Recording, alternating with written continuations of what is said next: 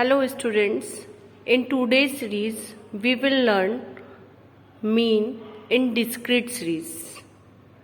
Students, mean को discrete series में 3 method से कैलकुलेट कर सकते हैं.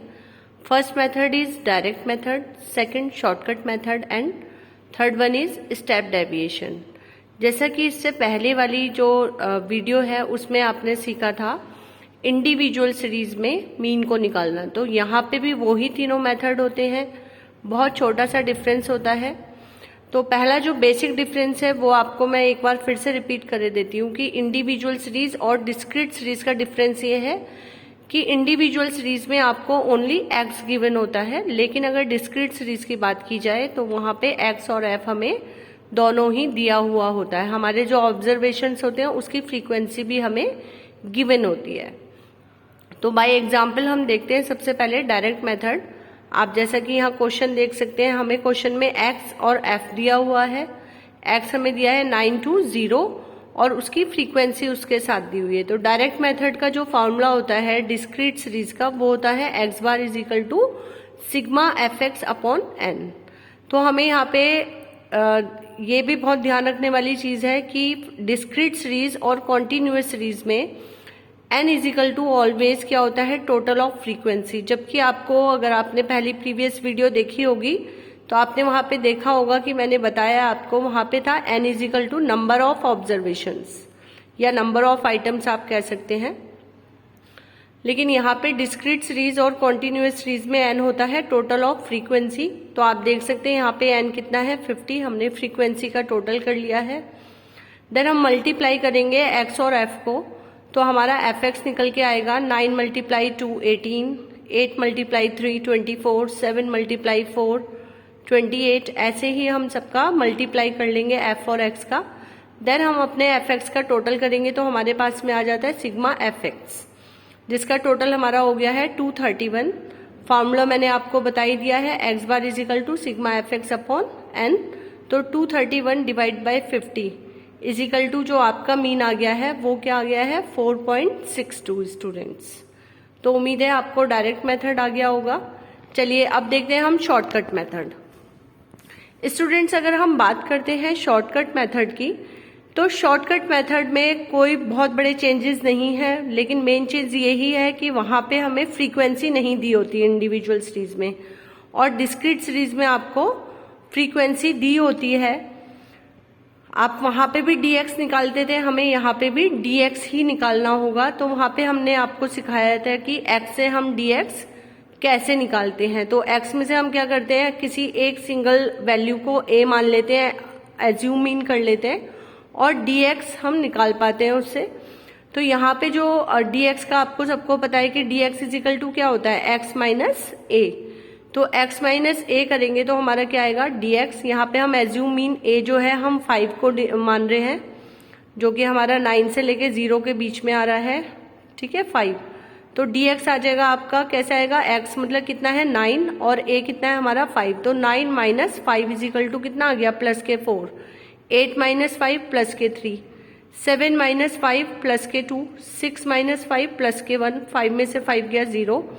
देन ये आपको ध्यान रखना है बच्चों, प्लस और माइनस को ध्यान में रखते हुए 4 में से जब हम 5 को माइनस करेंगे तो माइनस के 1 आएंगे. 3 में से 5 को माइनस करेंगे तो माइनस के 2, 2 में से 5 को माइनस करेंगे माइनस के 3, 1 में से माइनस करेंगे 5 तो माइनस 4, और 0 में से माइनस 5 करेंगे तो माइनस 5 होगा. ठीक है. देन हमारा एक और कॉलम बनाया जाएगा. f की जो हमारे पास फ्रीक्वेंसी दी हुई है उसकी मल्टीप्लाई करेंगे हम एफ एक्स से. जो हमने एफ एक्स अभी अभी निकाला है उसके साथ मल्टीप्लाई करेंगे. तो देखिए f वाले कॉलम में लिखा हुआ है 2 और dx कितना लिखा हुआ है प्लस के 4.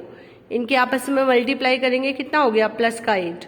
तो ये पूरा कॉलम हम ऐसे ही तैयार कर देंगे. आपस में f और dx की मल्टीप्लाई करेंगे. 3 मल्टीप्लाई 3 9, 4 मल्टीप्लाई 2 8, 6 मल्टीप्लाई 1 6, 11 की 0 में मल्टीप्लाई करेंगे 0. कभी कभी बच्चे जल्दीबाजी में यहाँ पे गलती कर देते हैं, इसको 11 ही लिख देते हैं, लेकिन जब हम किसी भी संख्या का 0 के साथ मल्टीप्लाई करते हैं तो वो क्या हो जाता है 0 हो जाता है. 10 मल्टीप्लाई बाय -1 तो माइनस के 10, 6 मल्टीप्लाई -2 तो -12, 5 मल्टीप्लाई 3 तो माइनस के 15, 2 मल्टीप्लाई -4 -8, 1 मल्टीप्लाई -5 तो माइनस के 5।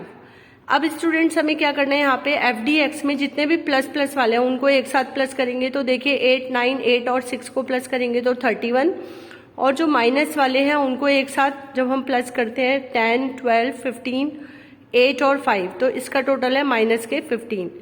तो हमारे पास में जो डिजिट बच गई वो कितना रह गया, माइनस के 19।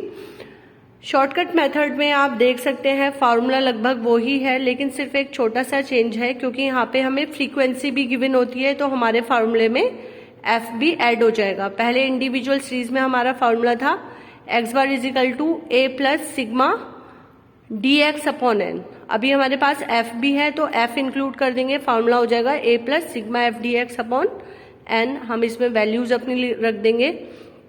एज्यूम था हमारा ए जो था वो 5 था, डी एक्स हमारा एफ डी एक्स हमारा -19 आ गया, एन हमारा है 50, क्योंकि टोटल ऑफ फ्रीक्वेंसी होगा। ठीक है, तो यहाँ पे हमने इसको सॉल्व करा, माइनस के 0.38 हो गए, 5 में से माइनस 0.38 किया तो 4.62 हो गया। आप देख सकते हैं कि आपका दोनों सीरीज में सेम ही आंसर आ रहा है, डायरेक्ट मेथड में भी और शॉर्टकट मेथड में भी। चलिए अब हम आगे स्टार्ट करते हैं अपना थर्ड मेथड, जो है हमारा स्टेप डेविएशन मेथड। तो देखिए स्टूडेंट्स, स्टेप डेविएशन मेथड के लिए मैंने यहाँ पे थोड़ा सा क्वेश्चन चेंज लिया है, जिससे मैं आपको बहुत अच्छे से समझा सकूं। जो मैंने आपको डिस्क्रीट सीरीज में, सॉरी इंडिविजुअल सीरीज में जो सीरीज थी एक्स की, वही ली है, लेकिन साथ में आपका एफ भी ले लिया है, क्योंकि डिस्क्रीट सीरीज में एक्स और एफ होना जरूरी है। तो यहाँ पे हमारे एक्स है 55, 65, 75, 85, 95, 105 और 115, और आपके एफ हो गए 8, 10, 16, 14, 10, 5 और 2। यहाँ पे सबसे पहले वही हम सिंपल अपना dx निकाल देंगे। dx निकालना अब सबको आ ही चुका होगा, x माइनस ए हम ले रहे हैं अपना x में से 85, देन हम इसको डिवाइड माइनस जब करेंगे तो -30, -20, -10, 0 प्लस के 10, 20 और 30 आ गए। इसके बाद में हमारा जो यहाँ पे स्टेप डेविएशन मेथड में एक कॉलम बनता है d-x। तो ये कैसे होता है, dx डिवाइड बाय कोई ऐसी संख्या जिससे ये सब डिवाइड हो रहे हैं। तो 10 से ये सब डिवाइड हो जाएंगे dx, तो हम 10 से डिवाइड कर देंगे, माइनस के 3, माइनस के 2, माइनस के 1, ठीक है, और 0, ये प्लस के 1, 2 और 3 आपके आ गए। इसके बाद में d-x की हम f से मल्टीप्लाई कर देंगे, तो f d-x हमारा आ जाएगा। देखिए हमारा f था 8 और d-x है माइनस के 3, मल्टीप्लाई किया तो 24, 10 माइनस 2, 10 मल्टीप्लाई -2, 20 हो गए माइनस के, 16 मल्टीप्लाई -1, 16 ही हो गए माइनस के, देन 14 मल्टीप्लाई 0 तो 0, देन आपका 10 मल्टीप्लाई 1 10 हो गया, 5 मल्टीप्लाई 2 10 हो गया, 2 मल्टीप्लाई 3 हमारा 6 हो गया। इधर हमने इसका टोटल कर लिया, सिग्मा एफ d-x हमारा कितना आ गया, माइनस के 34। ठीक है, हमारे जो माइनस वाले हैं वो हमारे कितने हो रहे हैं, 60, और हमारा जो प्लस वाले हैं वो हो रहे हैं 26। तो आपका डिफरेंस जो आ गया माइनस के 34 हो गया। फॉर्मूला आपका सेम ही है, सिर्फ d- का डिफरेंस है और मल्टीप्लाई बाय आई हो जाता है, किसमें, स्टेप डेविएशन मेथड में। तो x bar is equal to A plus sigma f d-x upon n multiply i, आप वैल्यूज रखेंगे और इसको जब सॉल्व करेंगे, मैं यहाँ पे आपको ये एक पॉइंट बताना चाहूंगी, ये जो a वाली वैल्यू होती है इसको कभी भी टच नहीं करना है, पहले पीछे का सॉल्व करेंगे और जो भी सॉल्व होके आएगा उसको प्लस माइनस जो भी होना है उसको a के साथ करेंगे। तो पीछे वाली वैल्यूज को सॉल्व करने से -5.32 आ गया, और फिर आपका इसको सॉल्व करने पे 79.77 आपका आंसर आ गया। स्टूडेंट्स, मुझे उम्मीद है कि आपको समझ आ रहा होगा और आप मेहनत भी करेंगे, प्रैक्टिस करेंगे इसको देखकर। देन एक शॉर्ट रिव्यू मैं आपके साथ लेना चाहूंगी पूरे तीनों फार्मूलाज का।